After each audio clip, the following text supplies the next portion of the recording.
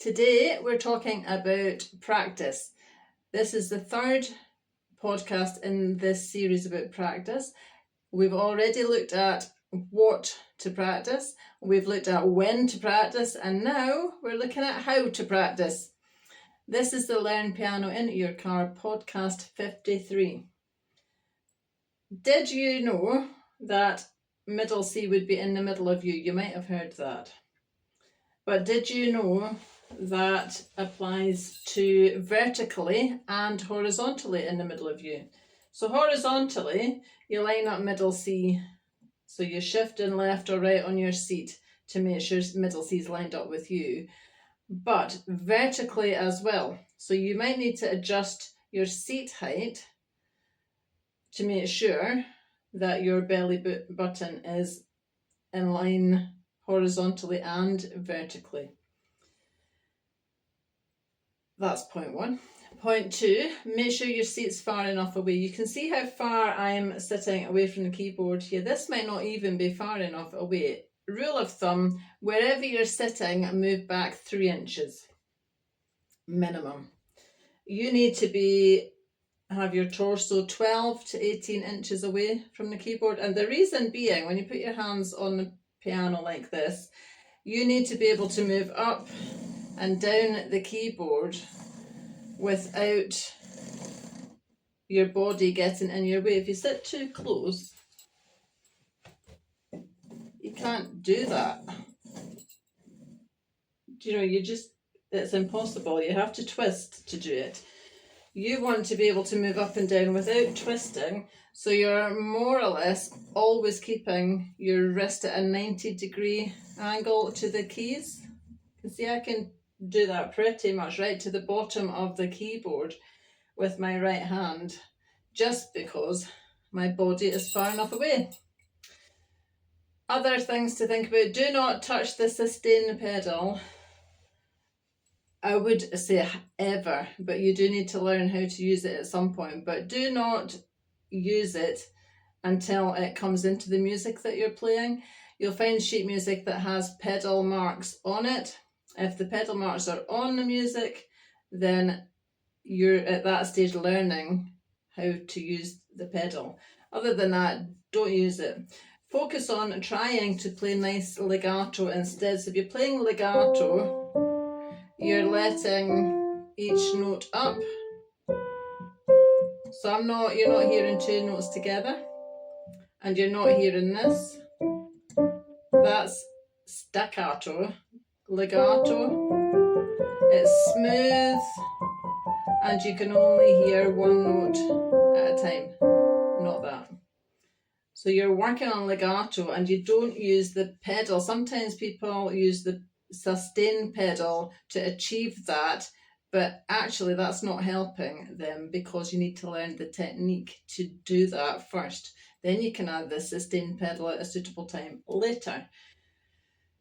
You need to make sure you have your eye on the sheet music at least 90% of the time. You can obviously move away from that later, but that's a habit you need to start with. You don't need to look at your hands to play, especially not in the beginning, because usually in the beginning your fingers are on 5 side-by-side notes, or pretty much like that, and your hand is not having to move about. The only reason you need to look at your fingers is if you're having to move your hand a lot, and you need to look at your fingers to make sure you're playing the right note. But if your fingers are on 5 notes and the sheet music doesn't need you to move it, what do you need to look at your fingers for? You just don't. That's the answer, you don't. But if you're self-teaching, you need to regulate yourself and make sure your eyes are on the sheet music 90% of the time. Only looking at your fingers if you're having to move to a new position, say from here up to here. I would have to look to make sure that my fingers are covering the correct notes. You don't put a keyboard away. We're still talking about how to practice, remember? Don't put your keyboard away. that's a barrier. Do not clutter your room up. Don't pile books all over your piano or your keyboard, because that just turns you off practicing. You need to make it easy for yourself here. Set the conditions right. Don't practice when you're tired. Make sure you don't have any distractions. Turn your phone off. If you've got children, don't practice when they're around. Don't practice when the television's on. A bit of common sense. If you want to have a good practice session, and a good practice session doesn't need to take long, 5, 10, 15 minutes. By the way, you may have already heard me say 15 minutes, I think, is 1% of your day. So surely you must be able to cut the distractions, put the phone down, stop scrolling, stop answering emails, stop talking, stop watching television, stop doing all the things that eat into your time. You don't have to stop them all, just stop for 15 minutes, 1% of your time. If you really want to play piano, you must be able to commit to 15 minutes. It doesn't matter what else is going on in your life to me. You can be busy. You could be a busy parent. You could have a busy work schedule. You could be, for all sorts of reasons, you're busy. But if you can't find 15 minutes, honestly, then you're not committed enough to practicing. And that's the problem, it's commitment. Then, how to practice. I suggest you video yourself. Sometimes you can be a good critic. You would be able to pick out if you're sitting too close. If you're sitting, middle C is not in the middle of you. You'll be able to hear if you're playing legato or if you're pressing two notes together. All of these basic things are things you can work out yourself. And I think that's pretty much it, because the what and the when are covered in the other videos. Don't have a seat that's got arms on it. The arms on a seat would get in the way of your elbows. Wheels on a seat, maybe not such a great idea. So like an office chair is not such a great idea either.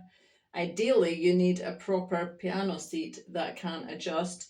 But if you don't have one, cushions to make your height, to elevate your position so that the middle C is vertically in line with your belly button as well.